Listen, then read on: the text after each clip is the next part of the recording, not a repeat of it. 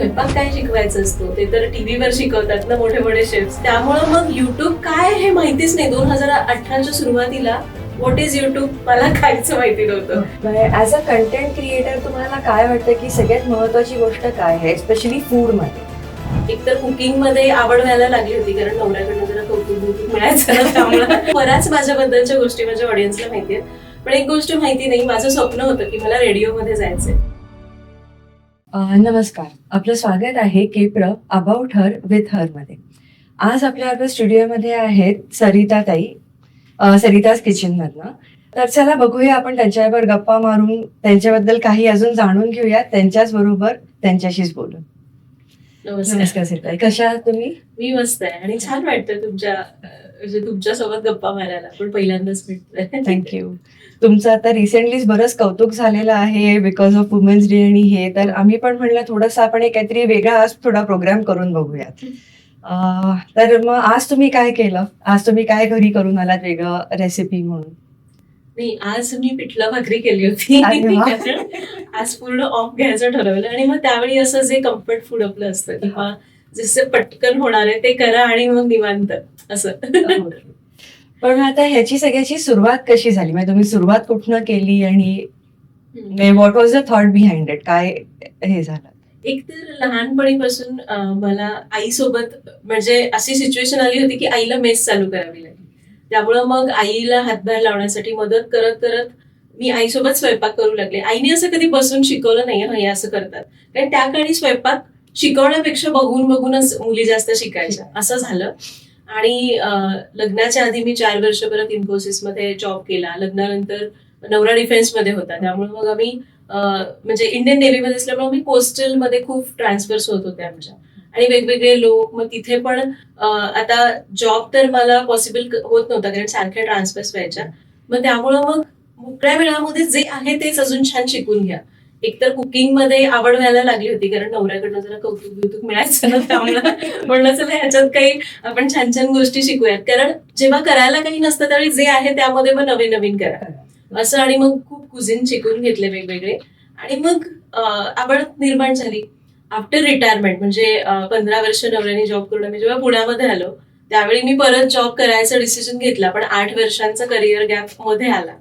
म्हणजे तरी मी ट्राय केलं, बऱ्याच कंपन्यांमध्ये जॉईन केलं, पण समहाऊ माझा मुलगा लहान होता, त्याला माझ्याशिवाय राहायची अजिबातच सवय नव्हती आणि मग कुठेतरी मला थांबावं लागलं त्याच्यासाठी. आणि मग परत जाऊन मग मी माझा केटरिंगचा बिझनेस सुरू केला. तिथून म्हणजे छान वाटायचं करायला. टीचिंगचा जॉब सुरू केला अगदी छोट्याशा शाळेमध्ये, कारण मला काहीतरी करायला आवडतं फक्त बसण्यापेक्षा. मग कुठून तरी माझ्या बहिणीने सांगितलं की अगं एवढं करतेस तर युट्यूब चॅनल सुरू कर. एकतर आम्ही ट्रान्सफरच्या आधी अंदमानमध्ये होतो, तिथे नेटवर्क कसलंच नाही, म्हणजे आम्ही इंटरनेटच्या जाळ्यापासून लांब. त्यामुळं मग युट्यूब काय हे माहितीच नाही. 2018च्या सुरुवातीला व्हॉट इज युट्यूब मला काहीच माहिती नव्हतं की असंही लोक स्वयंपाक शिकतात, असंही लोक वेगवेगळ्या गोष्टी बघतात युट्यूबवर, हे अजिबात माहिती नव्हतं. आणि मी म्हणलं स्वयंपाक काय शिकवायचं असतो ते तर टीव्हीवर शिकवतात ना मोठे मोठे शेफ्स, जे येत नाही ते लोक सांगतात, आपण येणाऱ्याच गोष्टी काय सांगणार आहे. ती म्हणे नाही, खूप लोक असे आहेत की ज्यांना स्वयंपाक येत नाही. आणि मग माझी सुरुवात झाली आणि मी फक्त ट्राय द्यायचा म्हणून केला, कारण मला कुठेतरी ते पटत नव्हतं. पण तिने फोर्स केला, ती अशी सहज म्हणून घरी आली आणि म्हणाली चल आज तू करायचंच आहेस हे. आणि ती डाळिंब ठेवलं होतं फ्रीजवर, अगदी म्हणजे चल तुला शिकवण्याच्या दृष्टीने आम्ही ज्यूस केला डाळिंबाचा.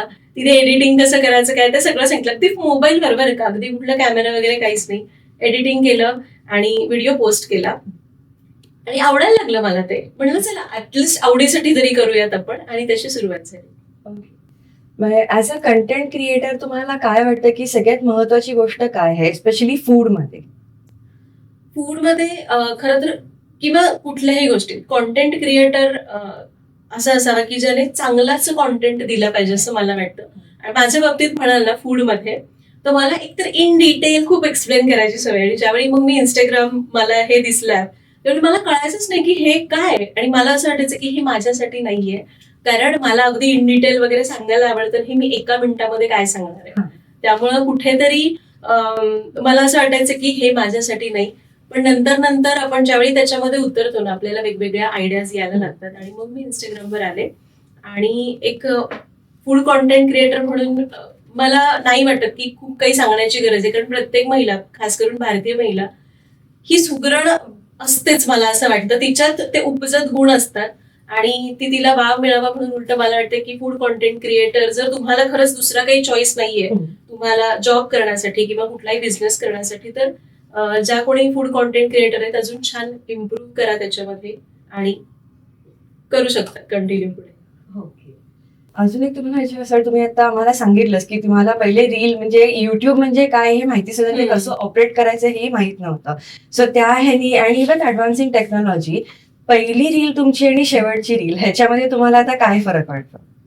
मी आधी म्हणल्याप्रमाणे इंस्टाग्राम म्हणजे असं वाटायचं की मी काय 1.5 मिनिटात दाखवणार आहे असं मला वाटायचं.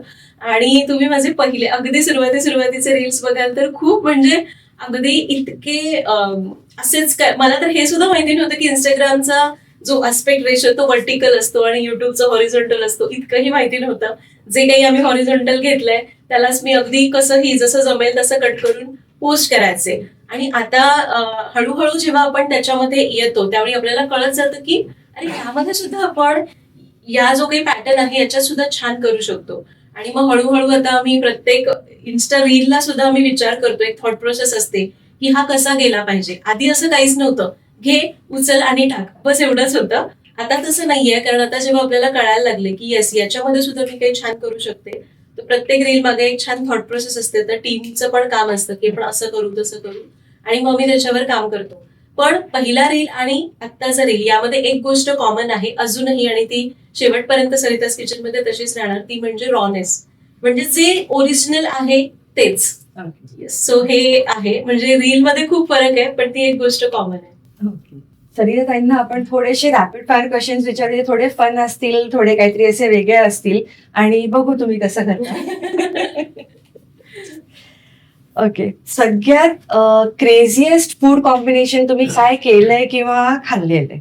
मी केलेलं असं काही नाही, मी खाल्लंय चिकन पाणीपुरी आणि मला ती अजिबात आवडली. त्या पाणीपुरीमध्ये चिकनचं सूप आणि जरासं वेगळे स्पायसेस होते, so it was not good at all. आपली पाणीपुरी ती आपली पाणीपुरी. मला ऍक्च्युली असं कुठल्याही पदार्थाला तुम्ही माझं चॅनल किंवा इन्स्टा पेज जरी बघाल, खूप मोडून तोडून करायला नाही आवडत. त्याची म्हणजे त्या पारंपरिकतेला धक्का न लावता तुम्ही कसं इझी वेनी करू शकता हे करायला आवडतं. बट हे असं कुठलंही वियर्ड कॉम्बिनेशन पण मी ट्राय करते कधी कधी. तुमच्याबद्दल काय ऐकून लोकांना असं आश्चर्य वाटेल की अरे सरिताताईंचं असं, किंवा हे करतात किंवा हे आवडतं, हे आहे असं? असंच बऱ्याच गोष्टी खरं तर माझ्या ऑडियन्सला माहिती आहेत, कारण माझ्या व्हिडिओज मधून, तुम्हाला सगळ्यांनाही माहितीये, माझ्या व्हिडिओज मधून मला गप्पा मारायला आवडतं. म्हणजे कधीतरी एखादा किस्सा सांगणं, त्यातून बऱ्याच माझ्याबद्दलच्या गोष्टी माझ्या ऑडियन्सला माहिती आहेत. पण एक गोष्ट माहिती नाही, माझं स्वप्न होतं की मला रेडिओमध्ये जायचंय. मला बोलायला खूप आवडतं, अगदी वक्तृत्व, 3री पासून मी वक्तृत्व, कथाकथन याच्यामध्ये पार्टिसिपेट करायचे. आणि माझ्याबद्दल ती गोष्ट आहे की मला रेडिओमध्ये जायचं होतं, आकाशवाणीमध्ये. आणि ते माझं स्वप्न होतं. लहानपणी मी कार्टून बघायचे नाही, मी आमच्याकडे टीव्ही नव्हता तर शेजाऱ्यांच्या घरी जाऊन मी 7च्या बातम्या बघायचे. सो मला ते आवडतं, कदाचित काही जणांनाही माहिती नसेल. आणि अशी गोष्ट जी अजून एक आहे की मला डान्स करायला खूप आवडतो पण येत नाही. पण आपण गुड म्युझिक एन्जॉय केलं तर आपला डान्स आपोआप येतो. म्हणजे मी कुकिंग करताना गाणं म्हणते, डान्स करते आणि मी माझ्या ऑडियन्सला पण तेच सांगते की तुम्ही असं करा. आणि या गोष्टी खरंच त्यांना मी सांगितलंच होतं की मी असं करते, तुम्ही फॉलो करा. तुम्हाला तुमची एखादी फ्री दुपार कशी घालवायला आवडते? जेव्हा मी मुलांसोबत असते किंवा माझ्या कुटुंबासोबत असते ना, तेव्हा आम्ही छान पटपट आवरतो. आम्ही खरं तर फ्री दुपार अशी मिळत नाही, काढावी लागते, कारण कामाचा व्याप एवढा आहे. आणि ज्यावेळी सुट्टी असते मुलांना त्यावेळी आवर्जून आम्ही ती दुपार काढतो. आणि जर शक्य असेल तर बाहेर फिरायला जायला मला आवडतं मुलांसोबत. आणि नसेल तर घरामध्ये आम्ही कुठलाही एक छान फॅमिली शो बघतो जो मुलांना आणि आम्ही बघू शकतो. आणि जेव्हा मी एकटी असते त्यावेळी मला मस्त चहा पीत पुस्तकं वाचायला आवडतं. बेस्ट मी टाइम आणि मी देते तसा वेळ माझ्यासाठी, अगदी म्हणजे आफ्टरनून नाही, पण मला माहिती की मला 6 वाजता उठायचंय आणि आता मुलांना शाळेत पाठवायचंय सगळं आवरून, तर मी मुद्दामहून 5:30 किंवा 5:15 उठते आणि ती 15 मिनिटं मी माझ्यासाठी देते. I think that is the reason की तुम्ही एवढ्या कायम खुश असतात, म्हणजे असं हसत खेळत आणि हे मला आवडतं आणि मी आवर्जून करते. अगदी इतर वेळी नाही ना, तर ठीक आहे सगळे उठायच्या आधी आपणच लवकर उठा आणि ते 15 मिनिटं घालवा, कारण असं शांत घर असतं, स्वच्छ असतं आणि आपण छान चहा पितोय. नेक्स्ट क्वेश्चन माझा असा असेल की तुम्हाला अस्पायरिंग विमेन म्हणजे यंग म्हणा किंवा कुठलाही एज ग्रुप, त्यांना तुम्ही काय टिप द्याल? म्हणजे me it be a food blogger or any other, हे मला काहीतरी करायचंय हे प्रत्येक बाईचे असतं, मनात असतं, तर ते तिने कसं करावं, काय तुम्ही टिप द्याल ते?